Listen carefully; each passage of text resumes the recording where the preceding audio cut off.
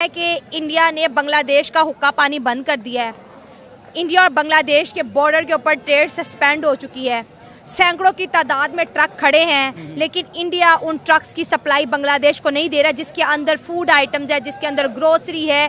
6000 के करीब आप लगा लें कि कमोडिटी है, वो ऐसी अशिया है जिसका रोज़मर्रा की ज़िंदगी में बहुत ज़्यादा जिसे बोलते हैं इन्फ्लुएंस रहता है। और बांग्लादेश के अंदर जो है, अब जिस तरह पाकिस्तान के अंदर हालात हुए, आटे के क्राइसिस, सब्जी के क्राइसिस, आलू के, टमाटर के, मेडिसिन के, क्या वो भी पाकिस्तान की तरह ही हो जाएगा बांग्लादेश? मेन चीज़ ये है ना कि बांग्लादेश का सबसे पहले अगर आप बैक साइड देख लें, बांग्लादेश का मेन ये वार शुरू क्यों हुआ है, ठीक है। इसके मेन रीजंस है ना।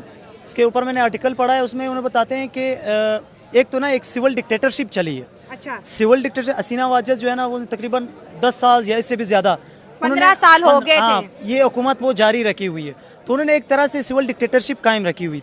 तो वो चाहते थे कि जो डेमोक्रेसी है ना उसको लेके आएँ।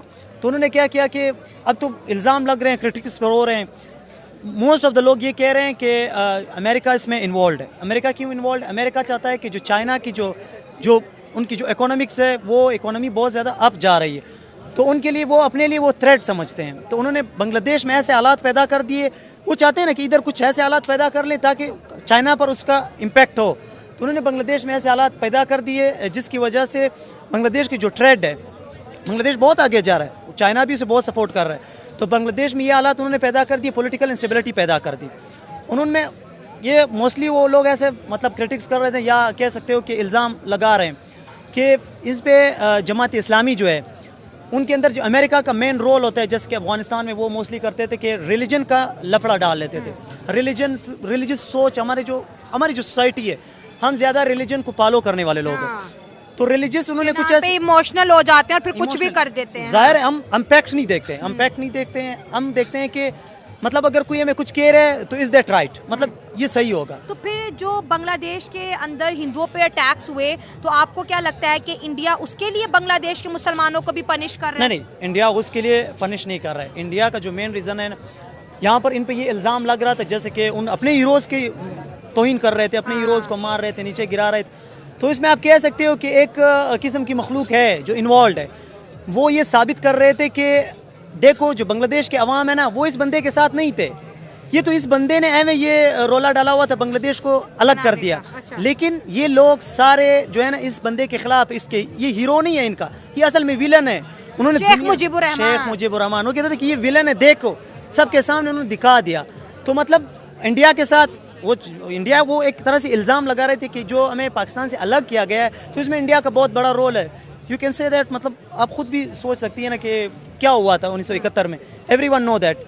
तो उन्होंने क्या किया, इंडिया के ख़िलाफ़ उन्होंने वहाँ पर ऐसी कंपेनें शुरू कर दी कि इंडिया यहाँ पर जो शेख हसीना वाजिद है, जो उन्होंने सिविल डिक्टेटरशिप कायम, ये सारा इंडिया का रोल है। तो इंडिया सारी ये इल्ज़ाम उधर भी गया है, सारे इल्ज़ामात वो इंडिया पे डाल रहे थे, यानी शेख हसीना को वो कहते हैं कि इनडायरेक्टली इंडिया ही सपोर्ट कर रहे हैं। तो वहाँ पर उन्होंने ऐसे हालात पैदा कर दिए ताकि इंडिया से उनका जो ट्रेड है ना वो ख़त्म हो जाए। वो ख़त्म होगा तो बांग्लादेश ज़ाहिर है वो इंस्टेबिलिटी के नीचे जाएगा, क्योंकि उसका जो आप कह सकते हो जो टेक्सटाइल है वो बहुत ऊपर जा रहा है। और जब से इनके हालात बिगड़े हैं, इंडिया के टेक्सटाइल के ऑर्डर्स बढ़ते चले जा रहे हैं और बांग्लादेश के बंद हो गए। मेन चीज़ ये ना, किसी भी मुल्क को अगर आपने तबाह करना है, किसी भी मुल्क के अगर डेमोक्रेसी को डिस्ट्रॉय करना है, तो उसके लिए आपको 3 चीज़ें अप्लाई करनी होगी। अच्छा। उनकी इम्प्लीमेंटेशन क्या है? एक, आपने उसकी जो लेजिस्लेशन है ना, उसकी जो कवानीन है, उनको कमज़ोर करना होगा। उनको किससे, ये एक चेन है, उस चेन में आपने क्या करना होगा, उस चेन में आपने एक इंस्टीट्यूशन को ज़्यादा मतलब पावर देना है।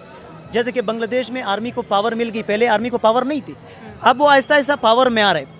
अगर आप किसी सिविल मतलब फर्ज करें किसी पार्टी को एम्पावर कर रहे हो, तो पार्टी अगर कल गलत करेगी तो पार्टी के खिलाफ इनकलाब कुछ कर सकती है, पार्टी को मतलब एक बंदा उसको गिरा सकती है, या वो उसका हुकूमत ख़त्म, उसकी सब कुछ ख़त्म कर सकती है। लेकिन आर्मी जो है ना, आर्मी वो एक इंस्टीट्यूशन है, वो जब एम्पावर होता है ना, उनके फिर बहुत नुकसानात है। आप एग्जांपल दे सकते हो, आप बर्मा का एग्जांपल ले सकते हो, वहाँ पर उन्होंने क्या किया, बहुत सारे आप देख सकते हो कितनी तबाही हुई, मुसलमानों को अलग तरीके से तबाह कर दिया। लेकिन हम ये भी तो देख रहे हैं ना कि जो इस्लामिक कंट्रीज हैं, पाकिस्तान बांग्लादेश की चले बात करते हैं, इस्लामिक कंट्री है, लेकिन यहाँ पर डेमोक्रेसी नहीं आ पाई, यहाँ पे जमहूरियत पनप नहीं सकी। इंडिया की बात करें, वो एक सेकुलर कंट्री था, वहाँ पे डेमोक्रेसी भी आई, दुनिया की सबसे बड़ी डेमोक्रेसी दुनिया ने देखी। मेन चीज़ ये है ना, सोसाइटी में इंस्टीट्यूशंस होते हैं, जिसके लिए एक फंक्शन यूज़ होता है सोसाइटी के 3 स्ट्रक्चर होते हैं।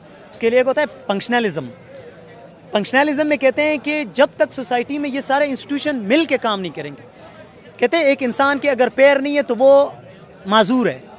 सेम सोसाइटी भी इसी तरह है। सोसाइटी के इंस्टीट्यूशन है, लाइक आप उसके मिलिट्री हो गया, उसका फैमिली सिस्टम हो गया, उसका एजुकेशन हो गया, उसका हेल्थ सिस्टम हो गया, उसका गवर्नमेंट हो गया, उसकी जो कानून है वो हो गया। हाँ। उसमें कोई भी अगर इंस्टीट्यूशन कमज़ोर है, वीक है, तो आप कह सकते हो कि उसकी सोसाइटी पे उसका इम्पैक्ट पड़ेगा। अगर इन इंस्टीट्यूशन में एक इंस्टीट्यूशन ऊपर आ जाता है, बाकी इंस्टीट्यूशन को दबा लेता है, तो एक इंस्टीट्यूशन मतलब आप ऐसे तो नहीं कह सकते इंसान के ना हाथ है ना पैर है, सिर्फ उसका एक पैर है, उस पर वो जा रहा है, तो वो तो इंस्टेबल है ना, वो तो माजूर है। तो पाकिस्तान, आप कह सकते हो कि पाकिस्तान इस टाइम एक पैर पे चल रहा है, सही है। बाकी जो इनके पैर है, बाकी जो इनके इंस्टीट्यूशन है वो दबे हुए हैं, उनको दबाया गया है। लेकिन एक पैर पे चल रहा है तो एक पैर पे ज़ाहिर है फिर इंस्टेबिलिटी आएगी। वो एक इंस्टीट्यूशन तो ज़ाहिर है आगे वो क्या करेगा। बांग्लादेश की ट्रेड हो रही थी, वो तकरीबन थी कुछ $16 बिलियन थी ना, 14-16 ठीक है 16 बिलियन की। तो ये ट्रेड अगर ख़त्म हो गई, आप देखेंगे बांग्लादेश में काफ़ी मतलब सिलाव वगैरह आते हैं, तो गारमेंट्स एक्सपोर्टर वो सेकंड लार्जेस्ट है पूरी दुनिया में। बाकी ये जो एग्रीकल्चर कमोडिटीज़ होती हैं इसमें वो मतलब इंडिपेंडेंट नहीं है, ठीक है। तो इससे आम आवाम पे बहुत असर पड़ेगा, काहत साली आ सकती है और इन्फ्लेशन बहुत ज़्यादा हो सकती है, जिससे मतलब आम जो तबका होता है ना शहरियों का, वो अफेक्ट होता है। मतलब क्या बांग्लादेश दूसरा पाकिस्तान बनने वाला है? क्योंकि जब हमने इंडिया से ट्रेड सस्पेंड की, हमारे मुल्क के अंदर भी महंगाई का बहुत बड़ा तूफान, हमें याद है कि जो 100 रुपये 20 रुपये वाला प्याज है, ये 500 रुपया, टमाटर 500 रुपया, और हमारी भी चीखें निकल गई कि ये हुआ क्या है हमारे साथ। देखें, हम अनाव वाले लोग हैं, हम मानते नहीं हैं, हम आइडियालॉजी के ऊपर ट्रेड करते हैं। हालांकि होना चाहिए कि म्यूचुअल इंटरेस्ट के ऊपर पूरी दुनिया, अब देखें चाइना और अमेरिका की आपस में दुश्मनी है, मगर फिर भी वो ट्रेड करते हैं। इंडिया और चाइना की देखें, $125 बिलियन की ट्रेड ऐसा ही है। तो ये जो ट्रेड होती है ये आइडियालॉजीज पे नहीं होती, ठीक है ना, ये म्यूचुअल इंटरेस्ट पे होती है। क्या बात है। तो मैं ये कहूँगा कि अगर इंडिया और पाकिस्तान की आपस में ट्रेड होती है तो यहाँ पे ये जो चीनी का बहरान है, आटे का बहरान है, और पता नहीं आए दिन क्या टमाटर से नहीं निकले सर अभी तक हम। हाँ, तो ये ना होता कम अज कम। रही बात जंग की, कश्मीर की, वो टेबल टॉक के जरिए हल होता। इसका मतलब ये नहीं है कि आप पूरा मुंह फेर लेना। बांग्लादेश तरक्की नहीं करेगा तो इसका एडवांटेज इंडिया को होगा, क्योंकि पाकिस्तान में तो इंडस्ट्री है नहीं, इंडिया इंडस्ट्रियल हब बनता जा रहा है, तो उनका एक्सपोर्ट और बढ़ेगा। बॉर्डर पे इंडिया ने ट्रेड बांग्लादेश के साथ सस्पेंड कर दिया, बांग्लादेश का दाना पानी बंद कर दिया, अब क्या कहेंगे? इसके ऊपर मैं ये कहना चाहूँगा कि भारत का ये बहुत बड़ा डिप्लोमेटिक और बहुत बड़ा पॉलिटिकल फेलियर है। अच्छा, ठीक है, फेलियर है वो इस तरीके से, क्योंकि भारत की बहुत ज़्यादा ट्रेड जो थी वो बांग्लादेश से हो रही थी, जो कि अब सस्पेंड हो चुकी है, जिसका भारत को डेफिनेटली नुकसान होगा। लेकिन नुकसान इस हद तक नहीं होगा जिस तरह पाकिस्तान में आप कह रही है कि टमाटर बहुत ज़्यादा महंगे हैं और आलू बहुत ज़्यादा महंगे। देखिए, भारत की जो इकोनॉमिक सुपर हब है, वो पावर हाउस है इकोनॉमिक, ठीक है, तो उसको उतना जिसको कहते हैं ना को प्रॉब्लम्स फेस नहीं करनी पड़ेंगी। सो मेरे नज़दीक जो है ये भारत का एक बहुत बड़ा फेलियर है, और पाकिस्तान को एक इसके अंदर ये एज है कि पाकिस्तान अपने डिप्लोमेटिक टाइज बांग्लादेश के साथ बेहतर कर सकता है। आप कह रहे हैं ये इंडिया का फेलियर है, लेकिन अगर इंडिया का पॉइंट देखिए, उन्होंने कहा कि आपकी कंट्री में अनरेस्ट है, हम आपके साथ ट्रेड नहीं कर सकते, दैट्स व्हाई हम जो है ना ट्रेड सस्पेंड कर रहे हैं। और पूरी दुनिया का यही हमने देखा है एक रवैया, जब भी किसी मुल्क के अंदर अनरेस्ट होता है तो उसकी जो पार्टनर कंपनी होती है या पार्टनर मुल्क होता है वो हर चीज़ बंद कर देता है, क्योंकि ये यहाँ पर बात हो रही है 7,000 करोड़ मालियत की, तो कोई इसको जिहादी ग्रुप के हवाले तो नहीं करेगा ना इतने बड़े। अच्छा, बड़ी मज़े की बात की है, ज़रा इनसे पूछे कि ये अनरेस्ट पैदा किसने की है। हाँ। ये अपनी ही एक क्लाइंट स्टेट बनाना चाह रहे थे बांग्लादेश को, कि जो हम कहेंगे वही ये करेंगे, और जो हमारा अपॉइंटेड प्राइम मिनिस्टर है जो वो कहेगी तो वही होगा। आपसे तो ये भी नहीं एग्री कर रहे। मेरी बात सुने, आप जो कह रहे हैं ना 15 साल से जो हसीना वाजिद है वो इंडियन नवाज है, इंडिया की पॉलिसी अप्लाई हो रही है। जहाँ तक आप कह रहे हैं ना कि इंडिया चाहता कि हमारी एक पपेट स्टेट होती जो हमारे इशारों पे चलती, पाकिस्तान ने ये भी कहा था कि बांग्लादेश पे हिंदुस्तान कब्जा कर लेगा, मगर इंडिया ने उन्हें तो स्पेस दी। हाँ। उन्हें कहा तुम अलहदा कंट्री हो, हम तुम्हारी जान छुड़वा रहे हैं, ठीक है, कब्जा नहीं किया, इन्वेड नहीं किया। अब भी उनका था कि उनकी अपनी ही मर्जी की हुकूमत थी।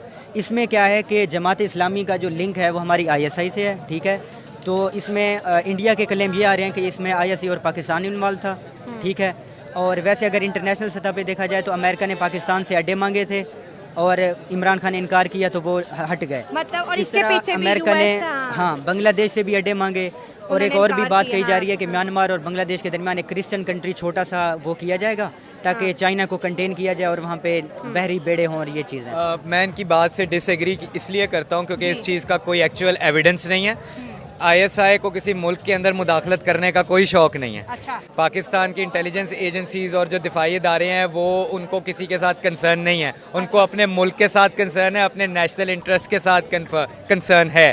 हाँ, मुदाखलत करते हैं भारतीय, जो ये इंडियंस जो है बलूचिस्तान में कर रहे हैं, जो ये KPK में कर रहे हैं, जो ये ईरान में कर रहे वो भी हैं। हम पे लगाते ना, खालिस्तान कौन बनाना चाहता है, Obviously। और हम ओपनली कहते हैं कि यहाँ के लोग ट्वीट करते हैं कि हम खालिस्तान बनाएंगे, आपने बांग्लादेश मैं बनाया। आपको हम तारीफ करते थे, देखो 1971 में बांग्लादेश बना, आज हमसे आगे, आज इंडिया ने बांग्लादेश के साथ ट्रेड सस्पेंड कर दी। अगर इनकी ट्रेड की मालियत 2023-24 देखा जाए, $14 बिलियन की ट्रेड हुई है इंडिया और बांग्लादेश के बीच। इतनी ज्यादा ट्रेड हुई और और आज वो खतरे में आज वो खतरे में। इंडिया जो है ना, इंडिया को आप कह सकते हो, इंडिया एक बहुत बड़ी पॉपुलेटेड कंट्री है, सही है। जहाँ पर पॉपुलेटेड कंट्री है, अगर आप वहाँ पर ट्रेड करोगे तो इसका आपको 100% मुनाफा फायदा, होगा। yes। अगर हम पाकिस्तान की बात करें, पाकिस्तान अगर उनके साथ ट्रेड करना चाहता तो है आज तो हम बहुत आगे जा सकते हैं। देखो आप उनकी GDP देखें कितनी ऊपर है, कितने आगे है। क्यों आगे?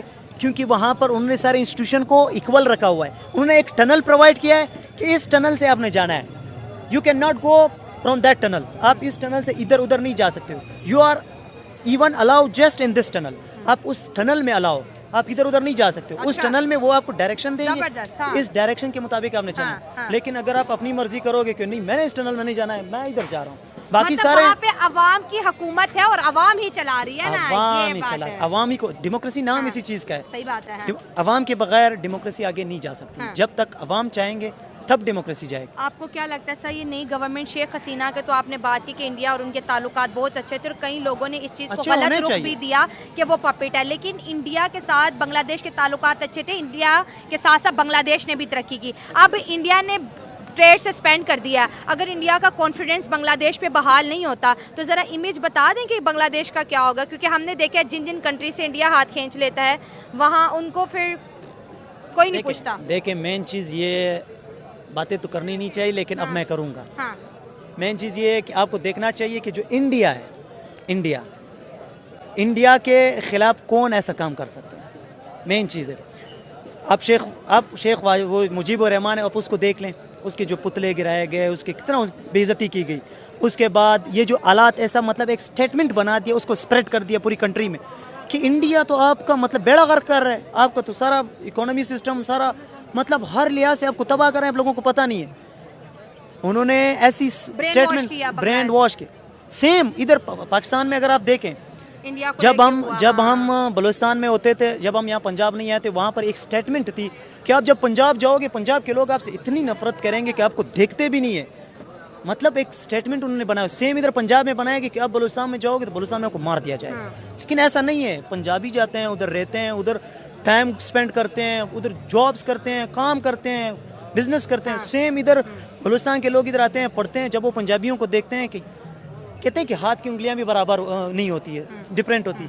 आप एक मतलब जो स्टेटमेंट, उधर तो हमारे जहन में स्टेटमेंट बना हुआ था कि पंजाबी सारे ऐसे हैं, लेकिन वो नहीं था। जब हमने देखा कि भाई हर जगह अच्छे बुरे हैं। और यहाँ पर ये भी बात हो रही है कि बांग्लादेश के हिंदुओं को जब बांग्लादेश के मुसलमानों ने टारगेट किया, कह रहे इंडिया ने वो बदला लिया है, इनका हुक्का पानी बंद इंडिया किया के लिए नुकसानदेह इस तरह है कि जो हसीना वाजिद थी वो इंडियन नवाज थी ना, मतलब और उसका फिर झुकाव इंडिया हाँ, की तरफ बड़ा था। हाँ। अब क्या होने जा रहा है कि जमात इस्लामी पावर में आ रही है, ठीक है, और दूसरी जिसको शेख हसीना ने बैन किया हुआ था, उसको बैन किया हुआ था। जमात इस्लामी के रजाकारों ने 1971 में तकरीबन कोई लाखों जो है ना स्टूडेंट को मारा। ओवरऑल जो जिनोसाइड हुआ था वो 30 लाख लोगों का था और तकरीबन 6 लाख औरतों के मर्डर किए थे। हमारे आर्मी के लोगों ने कहा था कि we will change your caste and generation, ठीक है, तुम लोग हिंदुओं की तरह हो, हम तुम्हारी नस्ल तब्दील करेंगे।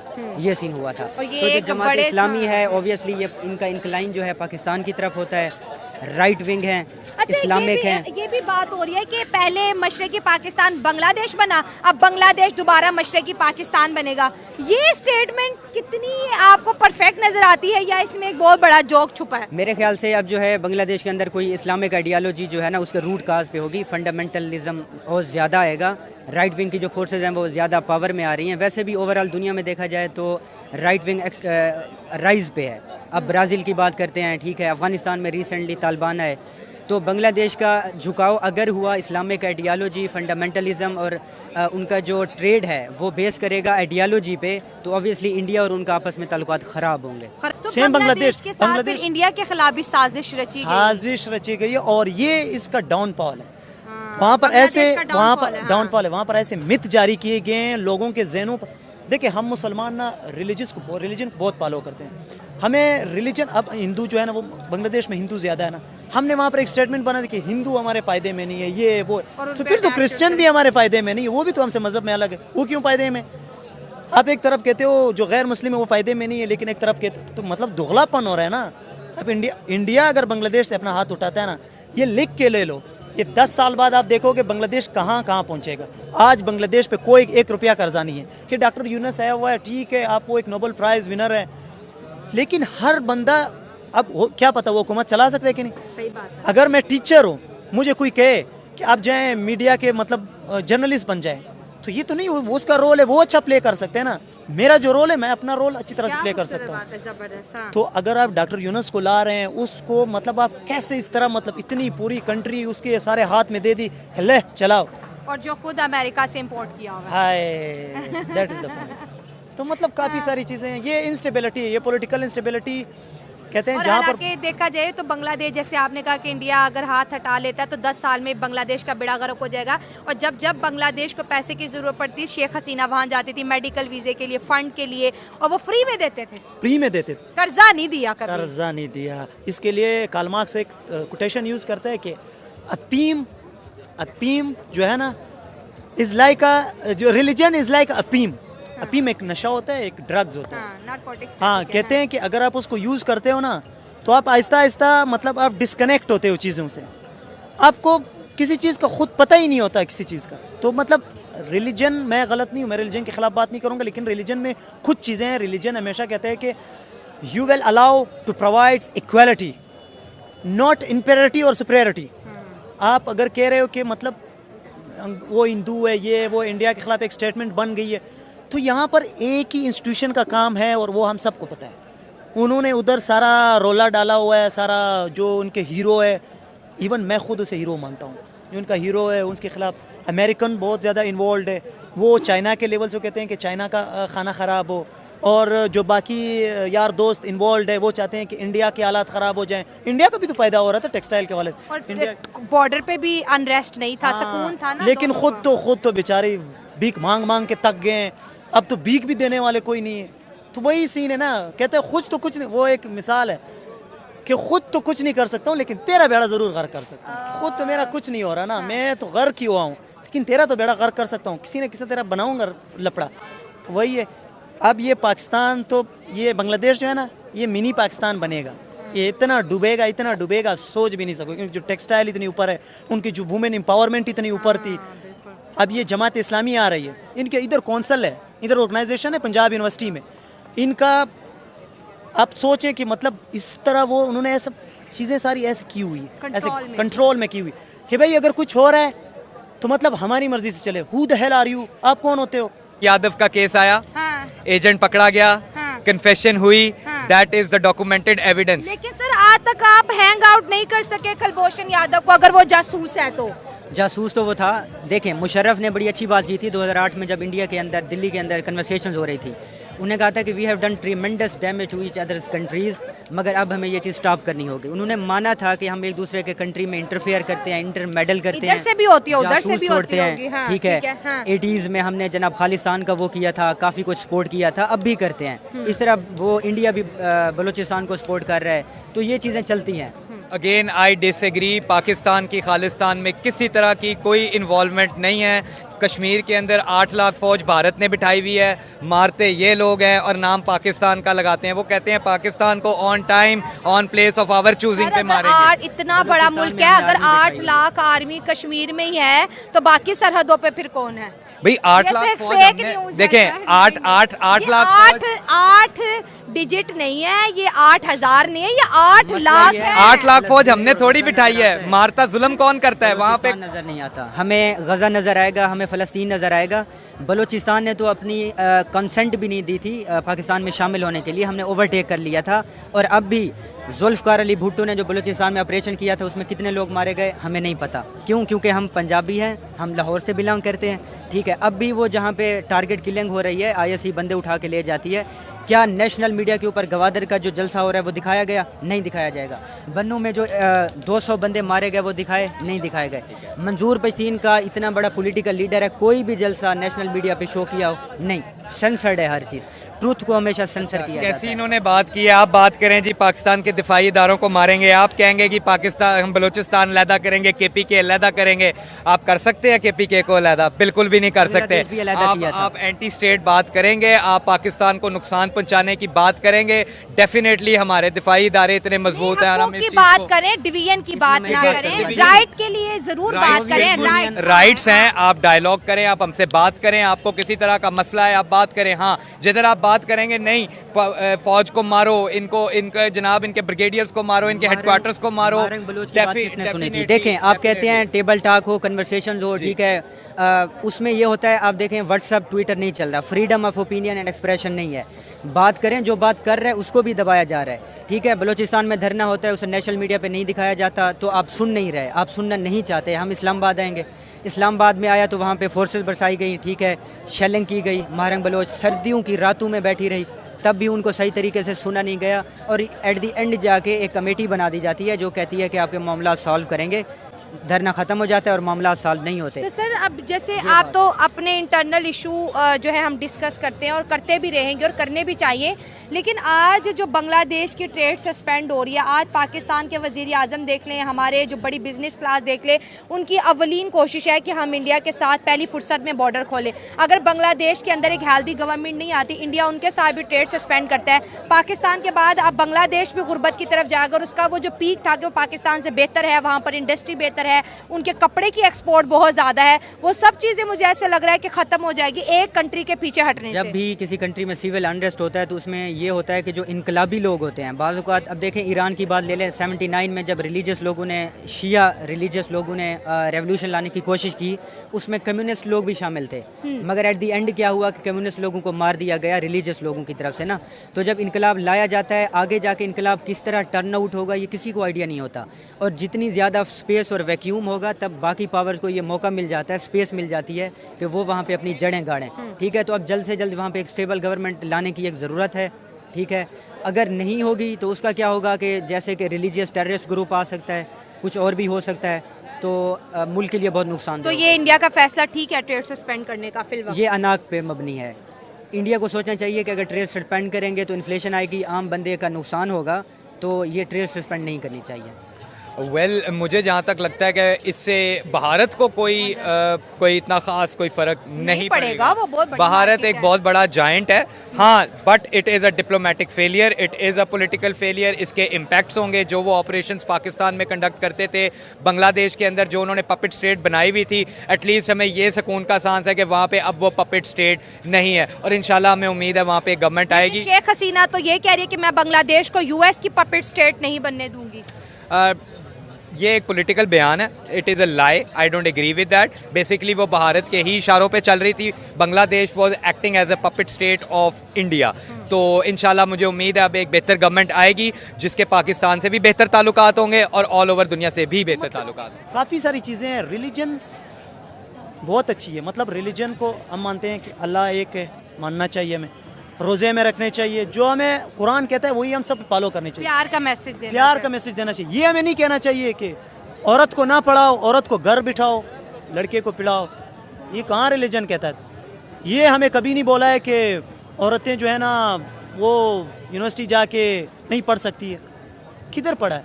और सर, जिन कंट्रीज ने तरक्की की है उन्होंने अपने विमेन को राइट दिए हैं। वुमेन, हमारा एक है हीरो है बादशाह खान, वो कहता है if you will allow the women for education then you will see them, you will look them what's going on, क्या जाएगा। वो कहे कि जब आप अपने वुमेन को प्रोग्रेस करोगे, उनको एजुकेशन के लिए अलाउ करोगे, तो आप डेफिनेटली सोसाइटी में आगे जाओगे। ये लिख लो मुझसे, क्या बात है सर, सही है। थैंक यू सो मच, बहुत अच्छा लगा आपसे बात करके। और मैं और भी बात करना चाहती थी लेकिन प्रोग्राम की टाइमिंग को देख के मुझे अपनी डिस्कशन यहीं पे क्लोज करनी पड़ी है। तो मिलता है अगले प्रोग्राम में, दुआ में याद रखें। God bless you all.